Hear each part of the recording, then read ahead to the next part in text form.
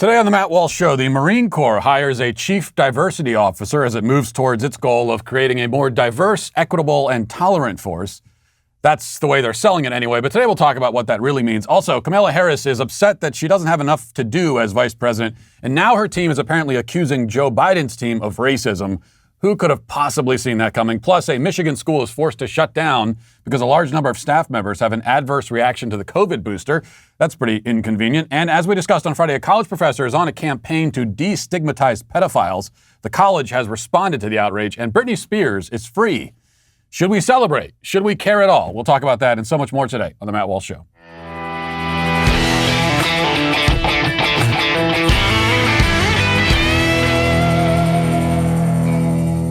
The Washington Post reports that China is currently in the process of modernizing and diversifying its fleet of nuclear warheads. The Defense Department now expects that China's arsenal will have quadrupled within the next decade. By 2030, the communist nation should have more than 1,000 nuclear warheads. Among them will be a certain number of hypersonic orbital missiles, which can circle the globe without being detected. And of course, that's not new technology, and China still will have fewer nuclear weapons than we do. I mean, enough to destroy the entire planet, so probably that's sufficient.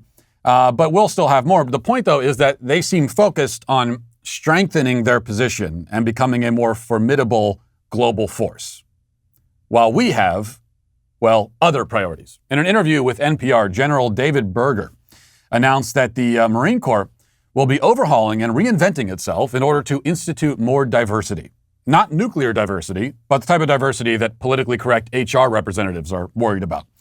Reading from Yahoo News, it says, according to Berger, Marines will work to, quote, reflect America, to reflect the society we come from, adding that the decision is not one related to being woke or politically correct.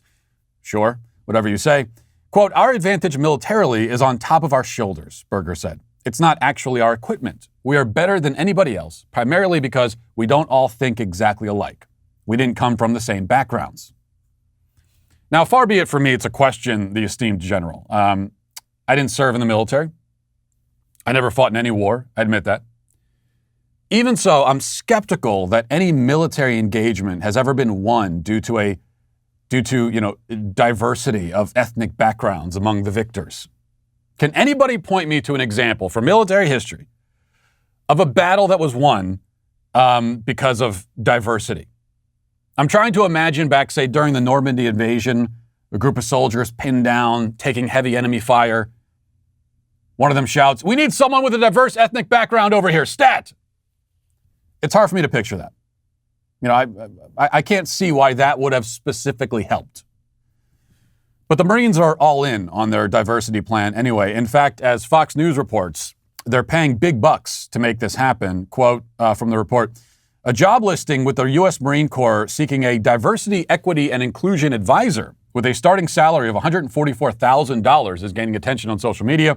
The USMC is hiring the advisor to ensure that, quote, all internal and external communications reflect diversity, equity, and inclusion, or DEI, and to develop tools that enable shifting the USMC cultural paradigm for diversity, equity, and inclusion.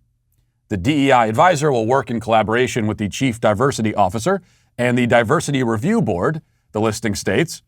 Duties include the assessment of diversity and inclusion program effectiveness, design and lead implementation of process improvement initiatives, and provide executive-level consultation. I don't know what any of that means. As well as the development and administering of training and education guidance to the CDO.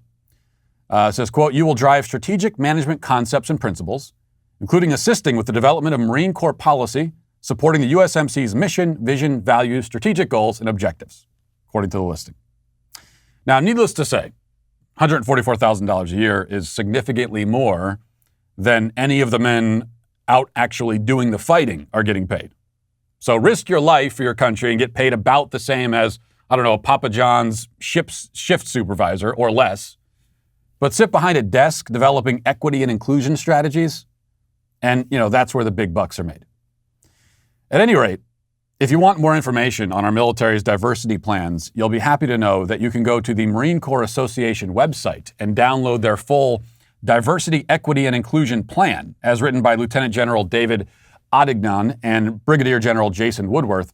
Here you'll find details about what this Chief Diversity Officer will do, And you can learn about the formation of the aforementioned Diversity Review Board, which the Marines will be using as they strive to achieve their diversity goals. And this is not just about racial diversity, of course. As they explain, quote, today's Marine Corps is 58% white and 42% minority. From 2010 to 2020, enlisted diversity grew from 33% to over 45%, and our officer diversity grew from 16% to 34%. Female diversity continues to climb each year and is currently over 9%. These are signs that we are making positive progress, but much work remains to be done to retain and promote a more diverse, equitable, and inclusive force across all ranks. Now, again, we must ask the question from before. In the whole history of military conflict across the entire globe, has there ever been a battle won because one side was more inclusive and equitable than the other? I don't think so. In fact, battles have been won with the exact opposite approach.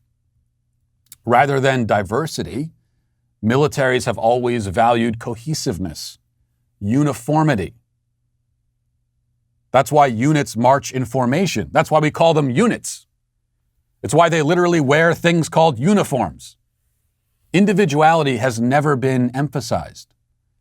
Instead, it's been subordinated, ruthlessly sometimes, to the needs of the unit, the group, the whole. As for inclusiveness and equity, our military was a formidable fighting force, a two-time world champion, because it set standards for itself that excluded those who were unfit, those who couldn't hack it. The military has never been a democracy. It's never been a place for individual expression. It has never been a beacon of tolerance or equality. The military is a hierarchy. All militaries are hierarchies. There is no equality or equity in a hierarchy. There can't be. There's never been a democratic military. There's never been a tolerant military. There's never been anything like what they are currently turning it into right now. So once again, we see that the left's project is to demolish, deconstruct, and fundamentally rebuild and redefine everything, every American institution, every organization, every tradition, every word, every idea. Terms like politically correct and woke don't really even begin to capture what's actually happening in our country and what these people intend to do to it. One other point worth reiterating. It's important when we engage with these ideas like diversity and inclusion that we don't make the mistake of accepting the premise that the left actually wants diversity and inclusion. I mean, that would be bad enough if that is what they wanted. Diversity and inclusion are terrible goals in and of themselves, especially for a military, but really for any institution. Diversity and inclusion should never be the priority. And if they were the real priorities here, there would be plenty to criticize about that. But we should also keep in mind that all of these words, diversity, inclusion, equity, tolerance, etc., they are all code for get rid of white males. I mean, that's really what this is about. After all, when they talk about increasing the percentages of some demographics, demographics that are not white and male, what that means is reducing the percentage of white males. Just basic math there. The goal of the military right now is not just to get more black people and women involved, because if the participation rates of blacks and women grew and the participation of white males grew at the same time and at the same rate, you wouldn't see an increase in the former group in terms of percentage. But they're talking about percentage, which means that the military very specifically wants to drive white males out. So they frame it in a positive way. Oh, we want a greater percentage of this group. But they could just as easily say, we want fewer of this group. We want fewer of those types. And, the very group that's done most of the fighting and dying for this country, the military wants them gone. Thank you for your service. Now get out.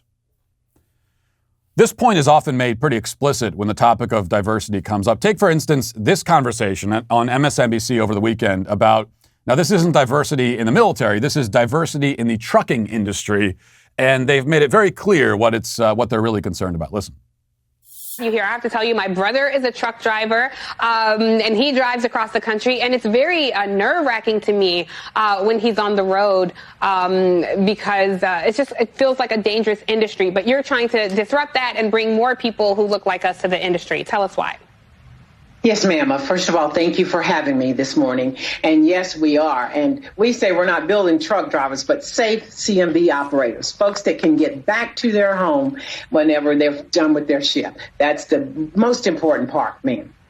Well, how can the industry be more welcoming? Because I have to tell you, I talked to a lot of truck drivers and preparing for this segment, and most of these truck drivers are people of color, and they talked about, hearing some of the racism over the CB. This is, again, an industry populated by a lot of white men over the age of 55.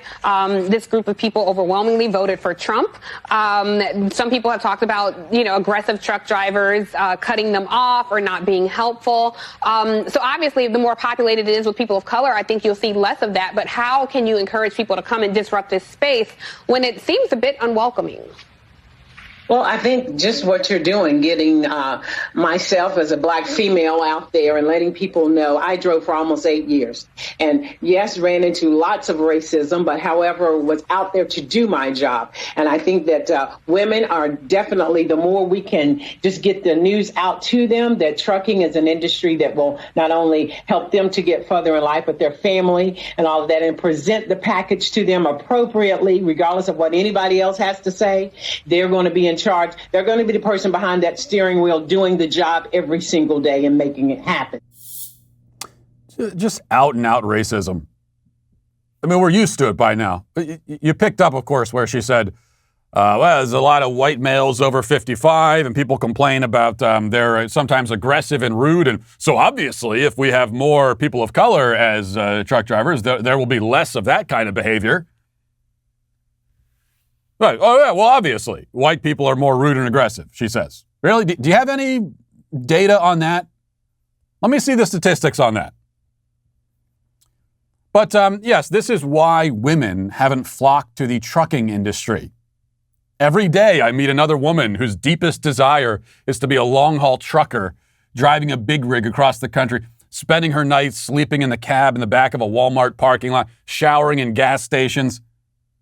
Now, this is what they most fervently want, but they aren't doing it because the trucking industry is sexist. I mean, like I said, every day I meet another woman with that story. Don't you? What I really wanted to be was a long-haul trucker, they all say. My wife, too, she tells me all the time. What she always wanted as a young girl was to, get in that truck, drive across the desert. Now, the MSNBC anchor speaks with disdain about those white males over 55 who drive trucks, the ones who make sure that she has food to eat and clothes to wear.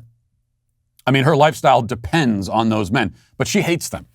Rather than saying thank you, which is what you should be, that's what you're missing here. You see, a lot of people on the left never had parents to tell them, what do you say? You say thank you. I say this with my kids all the time. I hand them a snack, I hand them whatever. What do you say? Thank you. Well, to this MSNBC anchor, what do you say? You say thank you to the white males who are making your life easier, who are allowing you to live by providing all of these things to you. But rather than saying thank you, she wants them gone. She wants them jobless and homeless. That's how she feels. That's what all of this diversity and inclusion stuff is really about. It's an anti-white male conspiracy, first and foremost. And in the process, it strips people of their humanity and it reduces them to statistics. A white person driving a truck is not a person, according to MSNBC. He is a faceless representative for his race, which is running a surplus. The white person's supply exceeds the white person demand, at least according to the corporate media. There must be a white person clearance sale so that we can clean our shelves and restock them with more valuable racial merchandise. This is essentially how our social engineers view the problem, which is only a problem in the first place because they've decided to call it one. The problem of there being a lot of white males over 55 driving trucks, it's not a problem at all. But they've decided that it's a problem. But if we're really worried about fighting racism and inequality, then the goal should be a society where a person can live where they want, work where they want if they're qualified, pursue whatever opportunity they want, go to school where they want, again, if they qualify on the merits to go to school, without anyone caring about their skin color or their ethnic background. In this scenario, a man would be judged on his merits alone, and he would climb as far in life as those merits will take him. But that's not how our society operates, because that's not what the proponents of forced diversity want. They want division, resentment, and racism, and that's what they've gotten. Now let's get to our 5 headlines.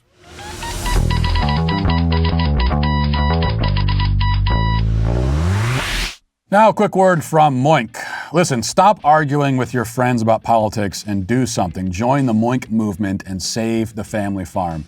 Well, that's what it says on the copy, but really I think you can still argue about politics because I enjoy that too much. We can do both. Why can't we do both? With Moink, you get the highest quality meat you've ever tasted while supporting real family farms at the same time. Moink delivers grass-fed and grass-finished beef and lamb, pastured pork and chicken, and wild-caught Alaskan salmon directly to your door, helping family farms become financially independent outside of big agriculture. Their animals are raised outdoors, their fish swim wild in the ocean, and Moink meat is free of antibiotics, hormones, sugar, and all the other junk that you find in prepackaged stuff that you buy in the meat aisle at the grocery store. Don't bother with that. Get a Moink box today. Sign up at moinkbox.com/Walsh to get a year of ground beef for free, and then pick what meats you want delivered with your first box. Change what you get each month and cancel anytime. Moink was founded by an 8th-generation farmer who was featured on Shark Tank, and the guys on Shark Tank loved it. I love it as well. That's what really matters here. So join the Moink movement today. Go to moinkbox.com/Walsh right now, and listeners to this show get free ground beef for a year. That's 1 year of the best ground beef you'll ever taste, but for a limited time. Spelled moinkbox.com/Walsh. That's moinkbox.com/Walsh. Well, MyPillow's been a big supporter of this show. We're very grateful for that and for the wonderful products that make it so easy to sleep at night. But MyPillow, they want to give back to our listeners even more. You can get great discounts on all MyPillow products if you go to MyPillow.com right now and click on the Radio Listener Special. Get deep discounts on MyPillow's mattress toppers, towels, and so much more. For example, MyPillow is offering a buy one, get one free offer on Giza Dream bed sheets. These are top quality sheets that you will love, and like with all the other MyPillow products, once you use those products, you're not going to want to use any others. All MyPillow products come with a 60-day money-back guarantee and a 10-year warranty. Go to MyPillow.com and click on the Radio Listener Special for the buy one, get one free offer on the Giza sheets, and use promo code DailyWire at checkout or call 800-651-1148. You'll also get deep discounts on all MyPillow products, including pillows, slippers, the MyPillow mattress topper, and MyPillow towel sets, all that stuff. That's MyPillow.com and enter DailyWire or call 1-800-651-1148 and tell them Daily Wire sent you. That's 1-800-651-1148. These deals won't last forever, so get them now. Oh man, I'm in a tough spot. It's, November 15th? So guess where I was on Saturday? I was walking around a Christmas store looking at Christmas decorations. And we took the kids to see Santa in mid-November. My wife's already said that the whole house is going to be decorated this week. She was threatening to do it today, actually, so I might come home and the whole house is decorated for Christmas. It's, of course, way too early to be doing any of this, but it's my fault because I told my wife a few months ago that the twins are now at the age where, and I'm trying to be put this carefully and be delicate because I don't know if there's any young ears listening right now, but what I was saying to my wife a few months ago is that the twins are at an age where it might be time to have a difficult conversation about Santa Claus with them, and I wanted to do it right then on the spot. I told this was probably too sudden, but the kids were in the other room, and I said this to my wife, and I said, I'm going right now. This is happening. We're doing this right now. Ripping the Band-Aid off. And she pleaded with me, and she was saying, we got to give the kids one more magical Christmas, one more Christmas with Santa before we destroy their hopes and dreams forever. And so I relented, which just means that she's going to milk this Christmas for all it's worth. It's going to be Christmas on steroids. I mean, we're going to end up doing like a world tour of mall Santas. My wife is treating this Christmas like she's on death row and this is her last meal. Except it's really Santa on death row. I mean, that's what's happening. And I know some of you are listening to this right now and you're saying, well, see, this is why you shouldn't do the Santa thing at all. This is why my family, when I have kids, we're not going to tell them about Santa. Yeah, you say that. But you don't know what it's like out there, especially if you don't have kids. Or if you have kids who are older and it was a long time ago, maybe you've forgotten. So you don't understand. There is no, the whole debate among parents about, oh, are we doing the Santa thing or not? It's a moot point because there is no doing Santa or not doing Santa. That choice is taken from you if you live in society. Now, if you live on a homestead somewhere, if you live in, or if you live in the wilderness, if you're removed from society, which is a great plan, by the way. But in that case, then yeah, you could choose what you want to do about Santa. But if you live in mainstream society, you don't have that choice. Santa's everywhere. He really does see you when you're sleeping and know when you're awake. He's everywhere. The kids just pick him up on their own. And they pick him up at the same age when they believe in things like Spider-Man. They think Spider-Man is real. And they think unicorns are real. And dragons and fairies and all that. So Santa exists in the same realm as all of those things.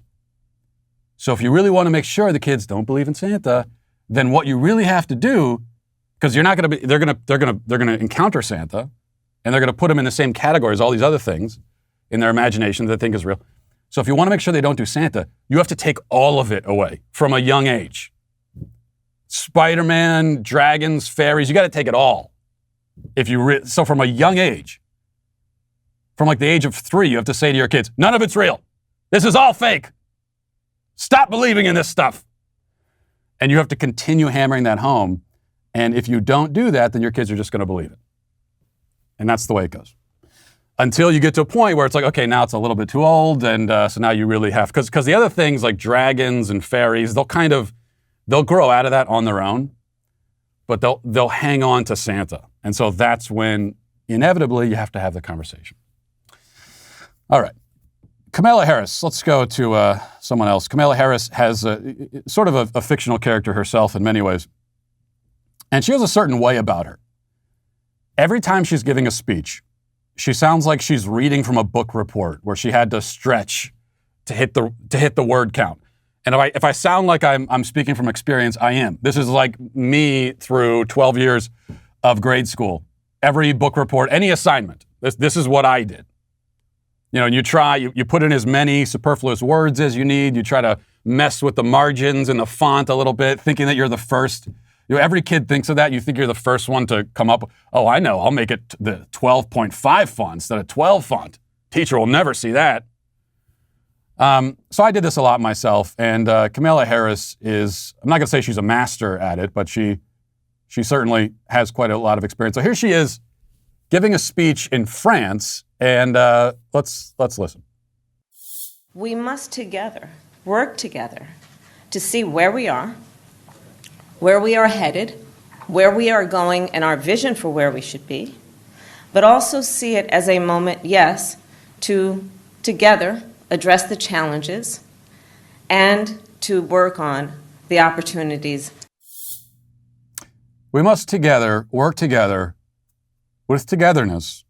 And together, we must together move forward and also together go forward while we're moving forward and together make plans for the future and for what will come and for tomorrow together, all together, so that we can be together today and tomorrow and into the future together in our togetherness.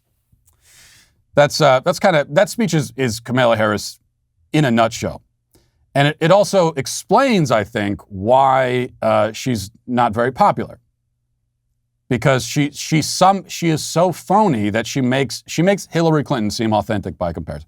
She makes Hillary Clinton seem like a fully fleshed out sort of a human being by comparison, and that's why people don't like her. Because it's not even a choice, really. As human beings ourselves, we don't make a decision to like someone or not like them when we pick up on inauthenticity, phoniness. It's a visceral reaction. And I guess Kamala Harris's team, they've picked up on this and nobody likes her. And so that is what led to this CNN headline over the weekend: exasperation and dysfunction inside Kamala Harris's frustrating start as vice president. And then you go through and she's complaining a lot about how people don't like her. And I mean, off the record, her team is complaining off the record, mostly off the record. People don't like her. There's not a lot for her to do. I mean, that part of it, like that's what you signed up for. That's the job. Is you're the vice president. It's a totally ceremonial thing. You're about as useless as the first lady. So you'd think you'd know that going in. But then it's a whole long story talking about this and the tension between the different camps and everything. And Kamala Harris wants to be more in the spotlight than she is. Wow, big shocker there. And then we get to this. This is just one part from the piece that I want to read to you. And though Harris has told confidants that she has been enjoying a good working dynamic directly with Biden, those who work for them describe their relationship in terms of settling into an exhausted stalemate.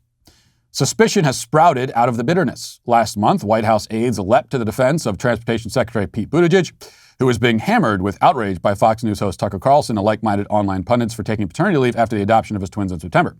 Harris loyalists tell CNN they see in that yet another example of an unfair standard at play, wondering why she didn't get similar cover any of the times that she's been attacked by the right. Quote, this is a former Harris aide speaking off the record, it's hard to miss the specific energy that the White House brings to defend a white man, knowing that Kamala Harris has spent almost a year taking a lot of the hits that the West Wing didn't want to take themselves. So these are the first rumblings from someone in Harris's camp accusing Joe Biden of racism. It was always destined to come to this. It's destined to come to this no matter what. This is why left-wing governance is always going to be dysfunctional. One of the many reasons why it's always going to be dysfunctional, because there's always going to be, the various identity groups competing with one another, trying to climb the ladder to be the Uber victim. I mean, that's all intersectionality. That's all built in. But also Kamala Harris, really her whole Democratic primary platform was accusing Joe Biden of racism. That was her whole deal. Her one moment in the sun, where she went from 1% in the polls to like 2.5%, and it was the Kamala Harris surge. That's when she got up there during the Democratic primary debates and accused him of being a segregationist. And then Joe Biden makes the decision to bring her into the White House, and shockingly, she's now accusing him of racism. And then there's bitterness too, because Pete Buttigieg is there, and he's going to want to run in 2024, assuming that Joe Biden doesn't run, which is maybe I'm not sure how safe of an assumption that really is. I mean, would he run at the age of 82? Sure, he would. I mean, partly he would run because he's not going to have any idea what he's doing at that point. He hardly has any idea what he's doing now. I suppose what we really should ask is, would Joe Biden's handlers push him to run at the age of 82, as at that point a full-on vegetable? Probably they will. But whether it's 24 or 28, Pete Buttigieg is also, wants to be the heir apparent. And so again, we have this intersectionality tension between the two. Are we going to have the first woman president or the first gay president? It's really going to be up to the Democratic Party. Who are they going to throw their weight behind? Who's going to get the coronation? And I think we can assume that it's going to be Buttigieg. In fact, I will put that prediction on the record right now, that I think we will have the first gay president before we have the first woman president. Because that identity simply takes priority on the left. It's as simple as that. As a woman, you are, I hate to say it, if you're on the left and you're jockeying for position on the victimhood pyramid, you're pretty far down the scale. I got to say, you're pretty far down the totem pole, to keep mixing metaphors here. So I think they're going to go with Buttigieg, based on the identity points. He has more identity points than Kamala Harris does, sadly for her. All right, next, I really like this clip. This is a great clip. A Chinese activist, a dissident, former political prisoner, was interviewed on PBS, and he's been speaking out against authoritarianism in the United States, and he's been warning about authoritarianism in the United States. The interviewer, Margaret Hoover, has him on hoping that he'll talk about Donald Trump and how Donald Trump is an authoritarian. But that's not exactly how things go. Let's listen. In your book, you're describing the directives of Mao Zedong during the Cultural Revolution that would be distributed publicly every night. And then you write, this is your quote, "They served a function similar to Donald Trump's late night tweets while in office. They were the direct communication of a leader's thoughts to his devoted followers, enhancing the sanctity of his authority." So, do you see Donald Trump as an authoritarian? I don't, if you're authoritarian, you have to have a system in supporting you. You cannot just be authoritarian by yourself. But certainly in United States, with today's condition, you can easily have an authoritarian. In many ways, you're already in the authoritarian state. You just don't know it. How so? Many things happens today in US can be compared to Cultural Revolution in China. Like what? Like people trying to be unified in certain political correctness. That is very dangerous. You have to see the clip while listening to it to really fully appreciate it, because the interviewer, poor Margaret there, you can see her kind of in her eye, she's dying inside as she sees that this is not going in the direction she wanted it to go.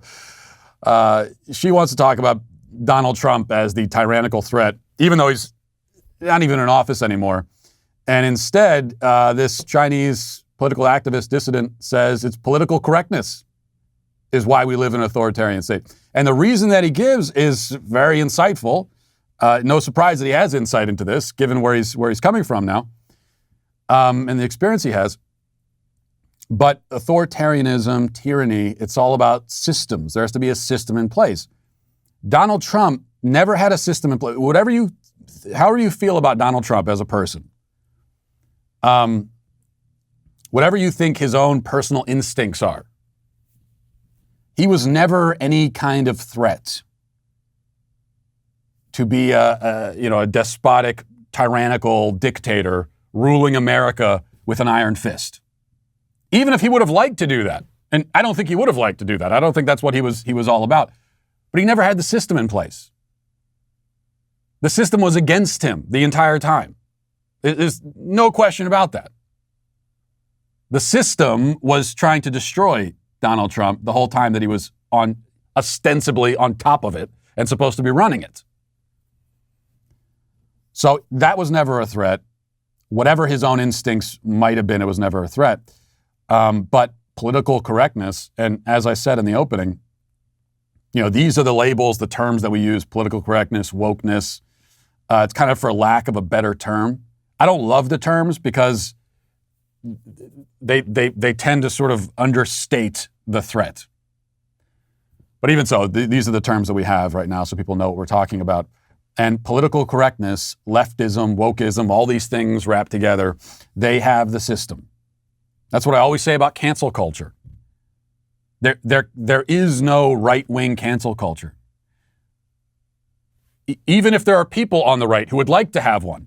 I mean, I have something called the daily cancellation. So if I could run my own cancel culture, I would take it. But I don't have the system. Cancel culture is a function of the system. And that is why cancel culture is inherently a left-wing phenomenon. And it's all wrapped up with whatever you want to call political correctness, wokeness, all these things together. They have the system. And so the authoritarian threat is entirely from the left because they have the system. And when we talk about the system, what do we mean? We mean the government, the state, we mean academia, media, Hollywood, corporate America, all of the most powerful institutions in the country are all on the same side, wanting to suppress a particular point of view and particular groups of people. All right, next, what do we got here? I got to play this for you. This is a local news report out of Michigan. And to be honest with you, I'm not even sure if I don't know if in playing this, it means that this show will be taken off of YouTube. I don't know, but this is a news report, a local news report out of Michigan. Let's listen. COVID-19 pandemic weighing heavy on some mid-Michigan school districts. Some districts have had to close entirely because of outbreaks of the virus, while others only partially. As our Mark Bouillon shows us today, it was something other than COVID-19 that forced one Saginaw County school district to close their doors today. Saginaw Township Community Schools closed for today. At first, you might be thinking COVID-19 is to blame, but a district spokesperson tells me a large number of staff members had negative reactions to the COVID-19 booster they received over the weekend. Now, according to the CDC, some of the most common side effects of the Pfizer and Moderna COVID booster are pain at the injection site, fatigue, muscle pain, headache, and fever, also the chills and nausea. For the J&J booster, the CDC says fever, fatigue, and headache were some of the more common symptoms. Recent data from the CDC shows among 12,500 people who received a third dose of the COVID-19 vaccine, 79% reported those local reactions, like pain and itching at the injection site, while 74% reported the systemic reactions, like muscle pain and fatigue. Now, going back to the district, they also say what complicates the situation even more is the substitute teacher shortage, which is why the district had to completely shut down. You may remember just last week, Swan Valley schools had to close also because of a staffing shortage. In Saginaw County, Mark Bouillon, ABC 12 News. Now, you do have to account for the possibility that, these are teachers we're talking about. And one thing we know about teachers, and this point has been underscored over the last 18 months to 2 years. Teachers don't love working. It's not their favorite thing to do. And so they'll take advantage of any opportunity you give them to call out of work.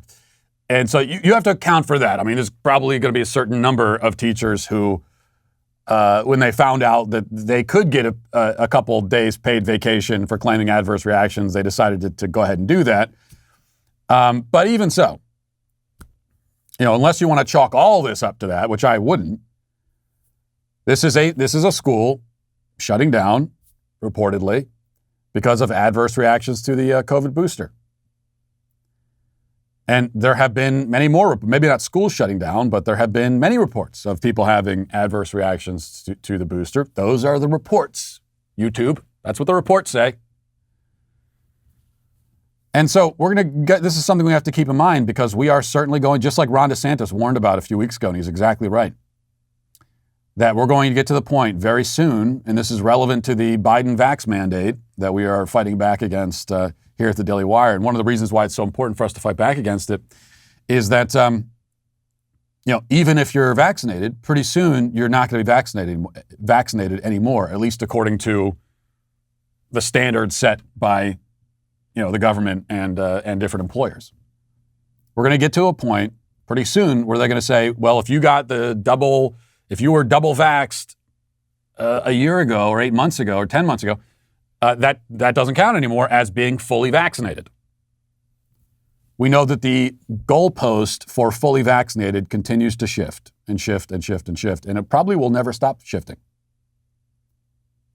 So this is going to be a perpetually moving target, where if you want to be fully vaccinated, it means you have to keep getting the booster shots.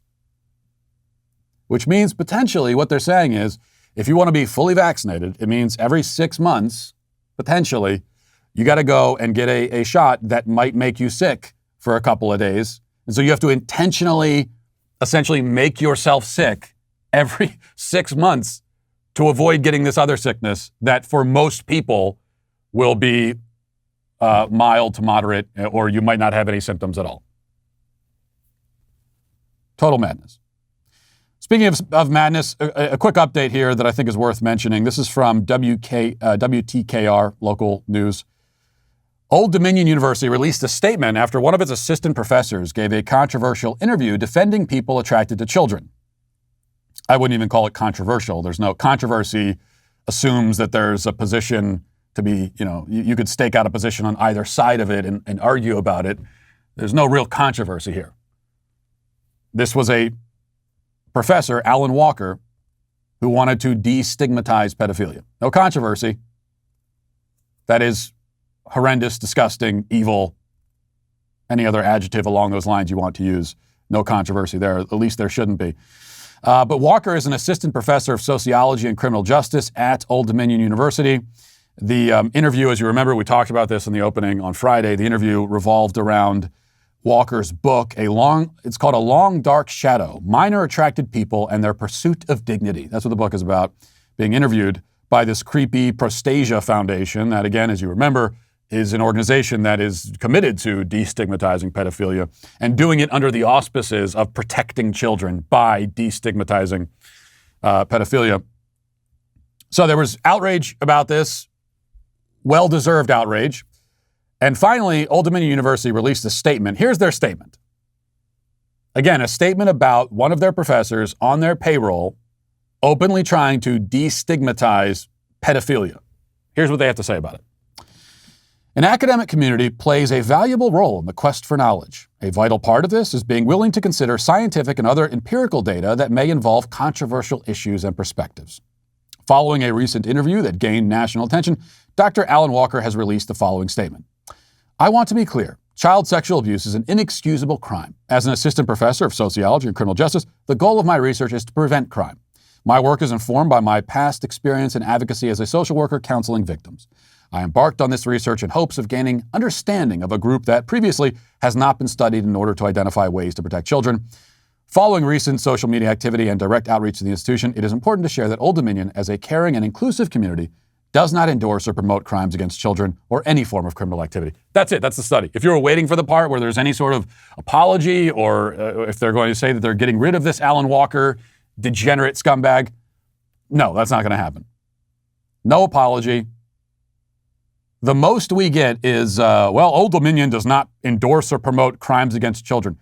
By the way, if you find yourself in a position where you have to say that, where you have to stipulate that you don't endorse or promote sexual crimes against children, then that should tell you something.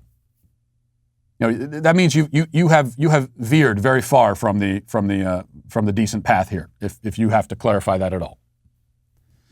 But they're not going to apologize. They're not going to get rid of this professor. Now, if this professor had made a TikTok video, I don't know, wearing a MAGA hat or something, it'd be a totally different deal, right? There would be an apology, there would be statements, there would be this and that. The person would be fired, put on administrative leave at least. But this goes back to what we just heard about the nature of tyranny in the United States. It's all about who controls the systems. The left controls the system, and the system has no interest in forcefully condemning people who promote pedophilia. In fact, the system has an interest in the opposite. Because really, the system agrees with Alan Walker that all sexual choices and sexual quote-unquote lifestyles should ultimately be destigmatized, accepted, tolerated. That's how the system feels about it. All right, let's get now to the comment section. Daily cancellations are the law and order of the day. We the Sweet Baby Gang. All right, before we get to the comments here from the Sweet Baby Gang, it's I think this is a good opportunity to tell you that we are going to be hiring on the Matt Walsh Show. It's pretty exciting. We need an intern on the show, basically to be my slave for slave labor. You will not be, actually you will be paid. So it's not really a slave position at all. I was hoping that you would be. What I wanted was that. I wanted like slave labor, but I was told that for a lot of different reasons, HR reasons, you can't really have a slave. So instead, it's going to be a paid internship position. If you want to be an intern on the Matt Walsh Show, go to dailywire.com, scroll to the bottom for the intern link, and fill out the application.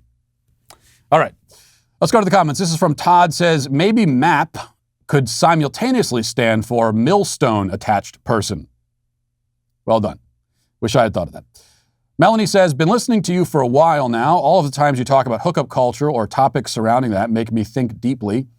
I've struggled with my impulsive habits when it comes to sex, and everything you say makes the clearest sense possible. It's fun for like a second getting that super attractive guy in bed, but then afterward, when I'm inevitably left in the dust, the emptiness and pain of using and being used will never be worth it. All of this promotion of casual sex is absolutely unfounded and delusional. I've been part of that promotion for a long time, but now I am so completely over this illusion and working hard to not fall into that void anymore. So thank you for helping me. Well, thank you for that comment, Melanie. And this is the, like they say with anything, right? The first step is I don't know, what is it? The first step is acceptance or something? Maybe no, acceptance is not what you want. But realizing the situation that you're in and confronting it, I think the first step is confrontation, I think.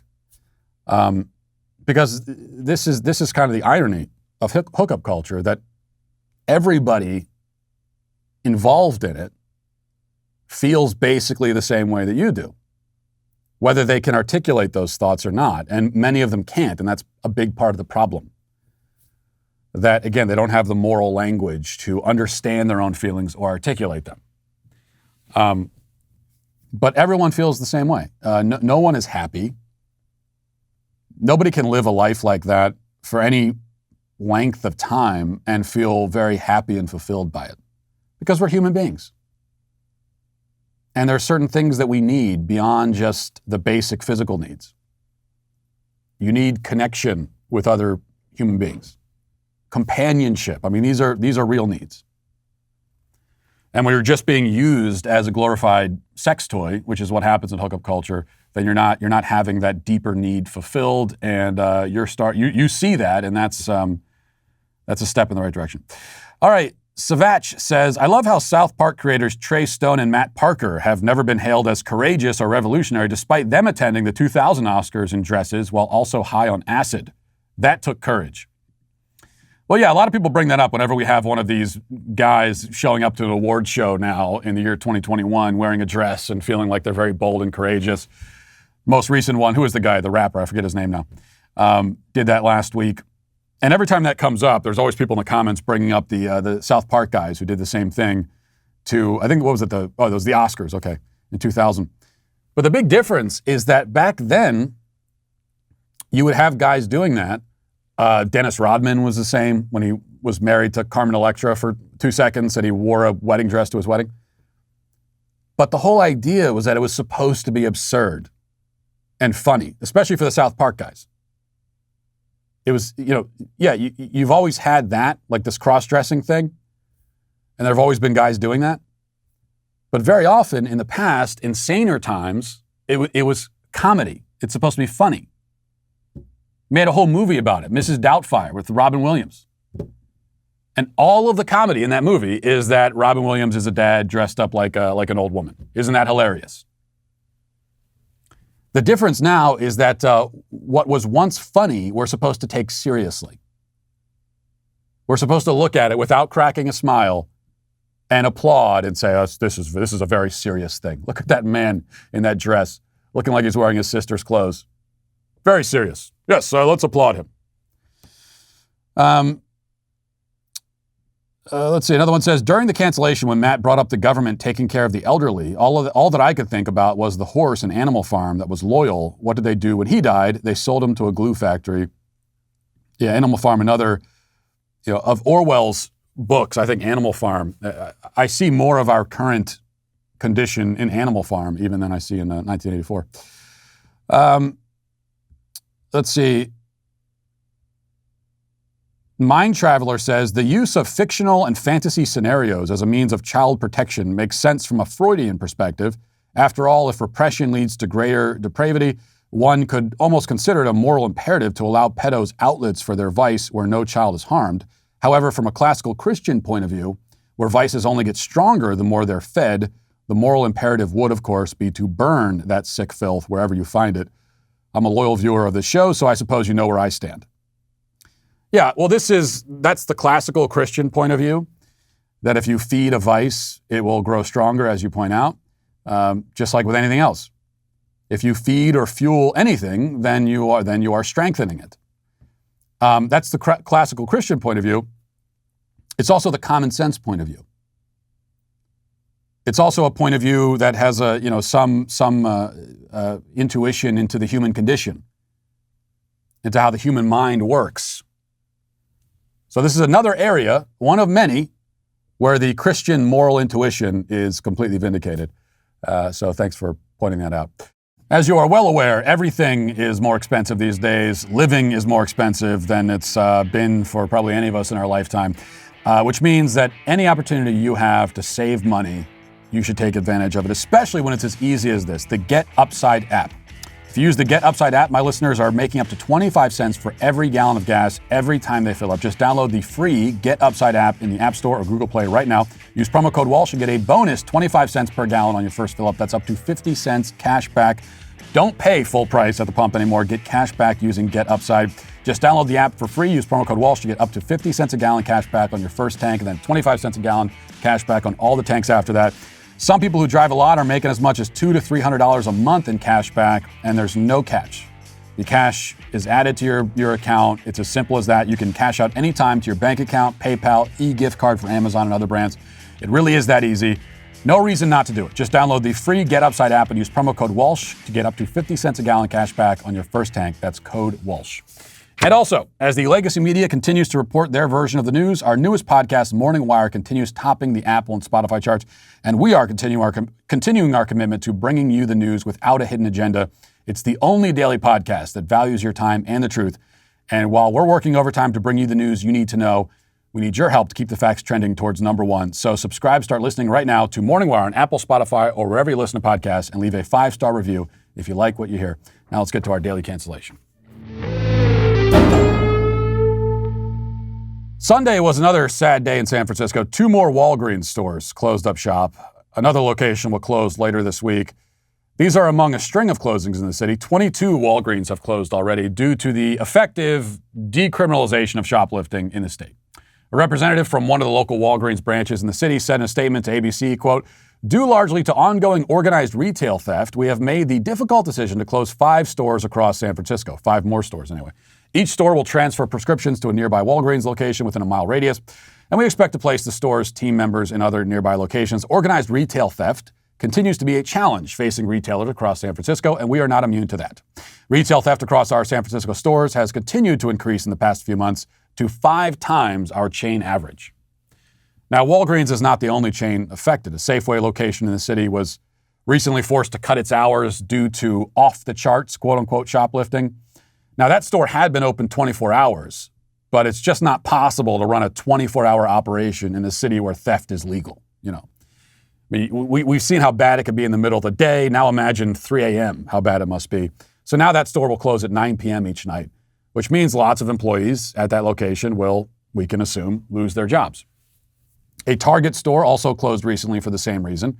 And it's not just big chains being slammed either. Every day, it seems, there's another video of somebody walking into a random local store somewhere in the city and walking out with armfuls of merchandise. Here's the latest footage from some boutique shop in town. We'll watch this.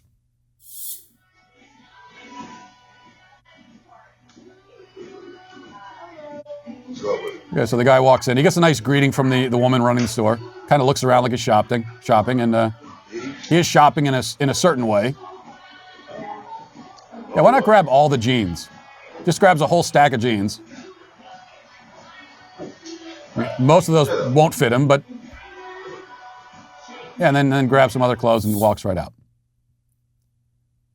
And then you always see the impotent employee walking after the person has left. The employee shows up in the frame on the phone. Who are you going to call?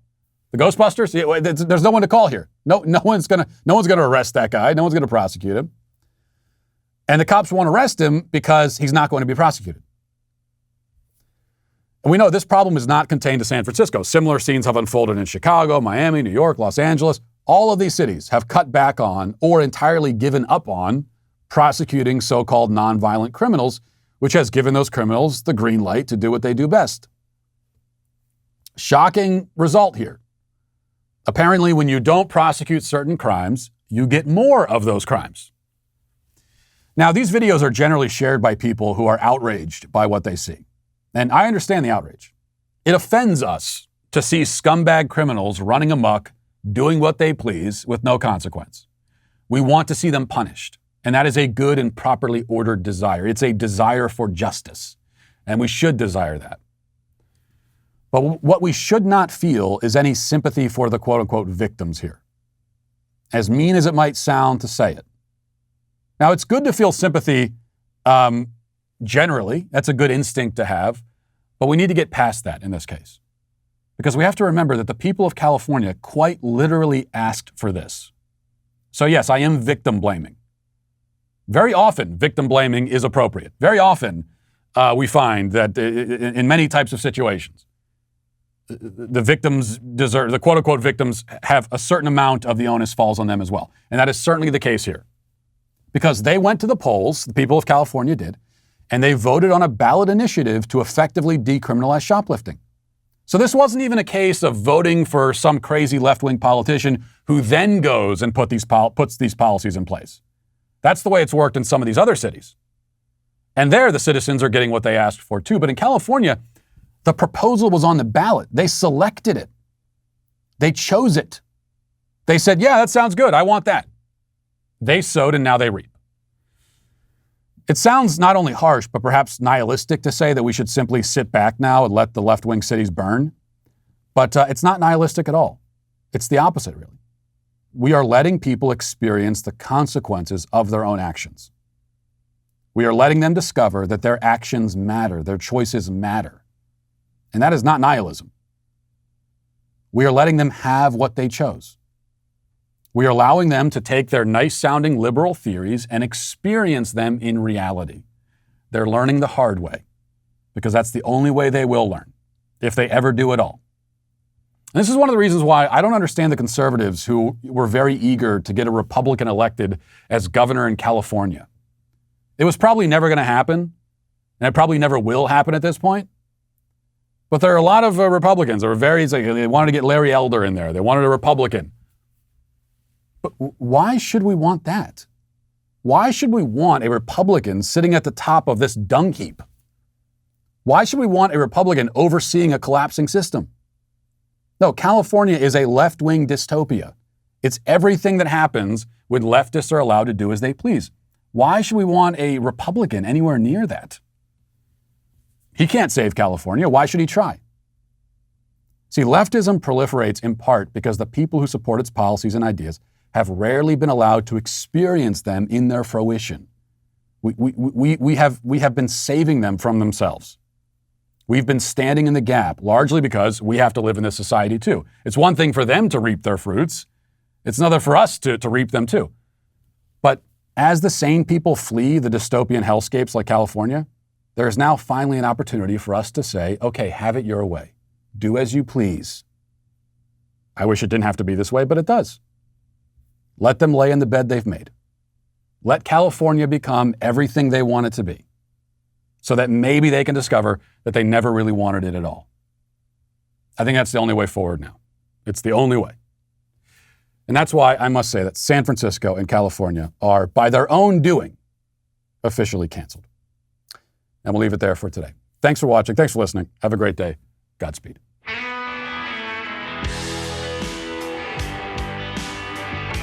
The Matt Walsh Show is produced by Sean Hampton, executive producer Jeremy Boring. Our supervising producer is Mathis Glover. Our technical director is Austin Stevens. Production manager Pavel Vodosky. The show is edited by Ali Hinkle. Our audio is mixed by Mike Coromina.